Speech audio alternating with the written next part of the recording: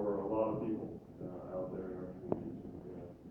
That is a service that is some communities desperately needed. Some communities there's plenty of options, but we also know that at the end of the day, you put your own money on the line, and we want to make sure that we respect that we treat that fairly, and we encourage it to the extent that we possibly can, and do that in a fair and equitable way.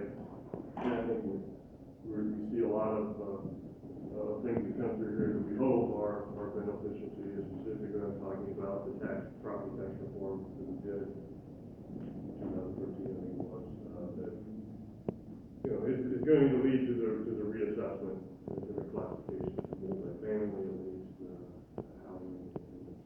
So the residency bill is up again, and I know it's kind of been I feel like Groundhog Day times 3. Groundhog Day cubed for me. We're just simply trying to say that cities, we respect your local control and your efforts to control what you perceive to be problems with some of your specifically mainly rental properties when it comes to parties and loud noise and trash and off-street parking or on-street parking and utilization services. I have been, for a long time before I ever came down here, opposed to the concept of making family status or relationship the qualifier with these kind of words. I think that's an extraordinarily slippery slope for cities to go down, and I find it really ironic that we seem to think that cities can discriminate based on family status, but you all can't. Can you imagine what would happen if you all sat there and said, I will not rent to you two people because you're not related to each other? That's right. You'd have the Civil Rights Commission down your throat so fast to make your head spin. Why? Because it's a specific requirement in Chapter 216, the housing part, that says that you cannot discriminate based on familial status. So for me, it's like, what's good for the goose is good for the gander. I don't see why government should be able to do what you can. And a lot of it. Not to mention the fact that it just doesn't make any logical sense, and the hamster wheel that goes on in my head. So that's the point. And so I brought this bill in 2011, my first year. Weren't able to get a whole lot of traction with it. Brought it again in 13, and now we're bringing it again in 15. Encouraged by the 19-2 vote that we had in the House Judiciary Committee. It was widely bipartisan. I'm trying to remember the two members that voted against, and I think they're on my side. So that's encouraging for us. We'll continue to speak with the majority leader and see if we can get that to the floor and send that over and let Senator Danielson and his fellow senators wrestle with it there with that. So again, I'm sure there's a lot of other topics that you've got, but I would simply like to really thank you again for being here and defer to the upper house. Thank you, Chip. Appreciate it, and thank you for your leadership on this issue. He summed it up. As a firefighter, I don't see the logic behind familial status.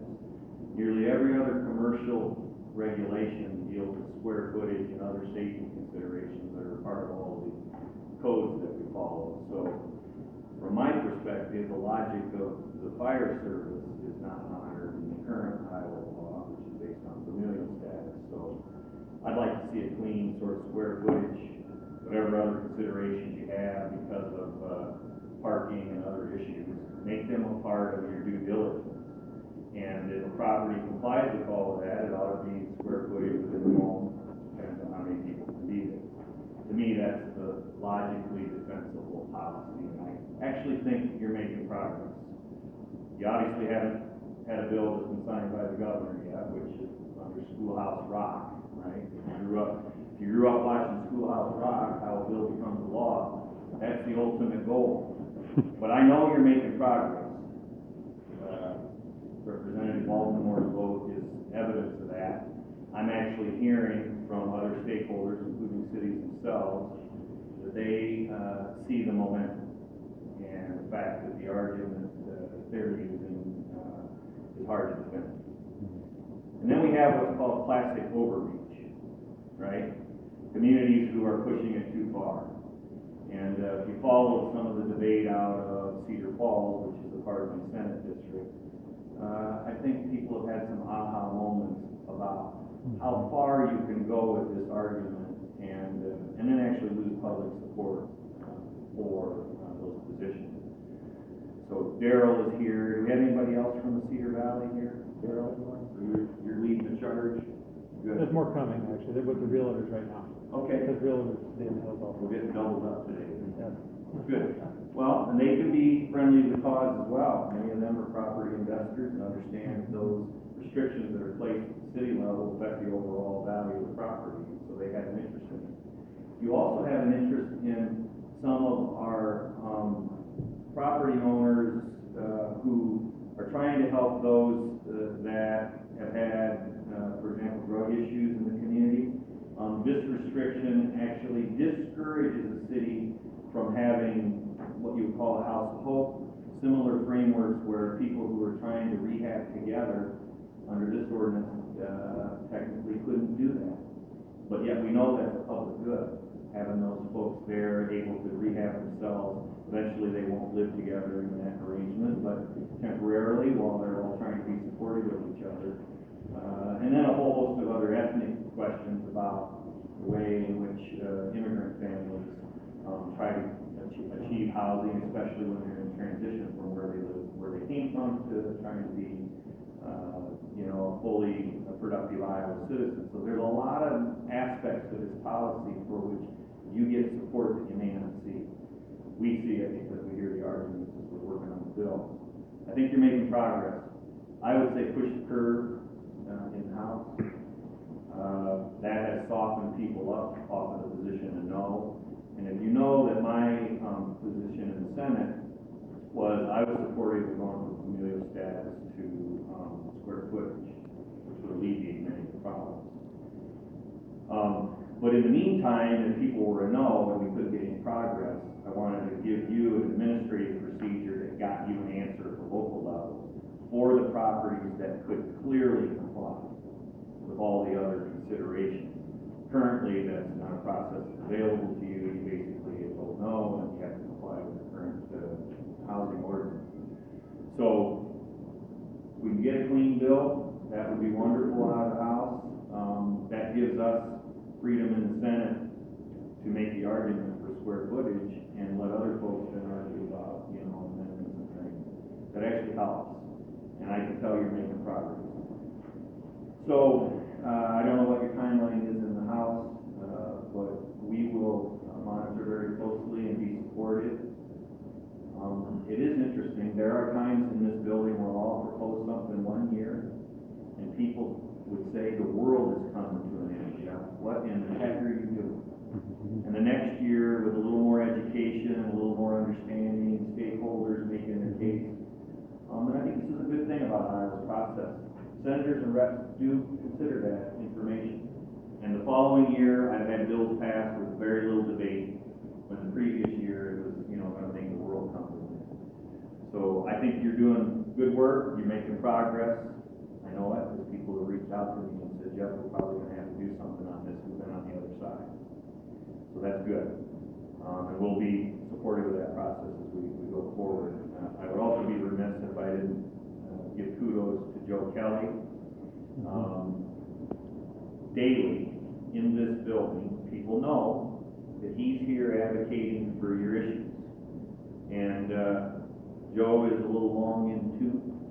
He ain't going to be fooled very much by the process, and that's good for you, because there are ways to stop stuff just simply through process arguments. What Jeff is saying is I've made every mistake known to man over the last 3 decades, and I've learned. Joe knows his stuff. He knows the business. He knows the characters here in the Capitol, and he puts you in a good position. And I think you. Could I interrupt you before I blush? Thank you for those kind remarks. But this issue is now getting even deeper. And to give you just a broad sweep of what's really going on is that we have a general theme developing in Iowa now that landlords are responsible for all tenant behavior, period. And so it moves beyond occupancy to how many phone calls do you make to 911? You become a nuisance house, you're a problem, landlord. Why can't you be at all 15 different houses you own around the metro area, knowing every little nuance of what goes on? Through the scoring dynamic. Oh, yeah, the whole Yeah, story. yeah. So this is getting really bad. We just had ACLU in here. You may not know this, but Representative Baltimore's got a study bill. It's an ACLU bill dealing with this whole issue of how to deal with this. The cities are aware of it. They're a little nervous about it because of victims of domestic violence. You know, they don't want to be seen. Have you been subpoenaed? That's what they're down to, posted notes.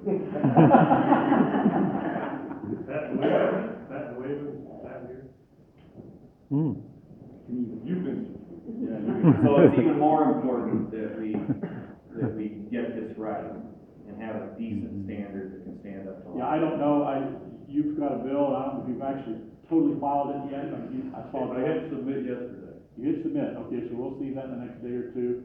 We approached Senate Judiciary about it, and their judgment was that we got so many bills, let Representative Baltimore send it over, and then we'll take a look at it. Red Rover, send the House bill right over. Right over, it's a Red Rover thing. I don't have it. Well, you know, state government doesn't shy away in the Senate from issues, so our plate is fairly full. You let us know. If you don't think you have a conversation and you think we can get you there, I'm. Have you talked to Senator Saunders about this particular issue, Representative Baltimore? Okay.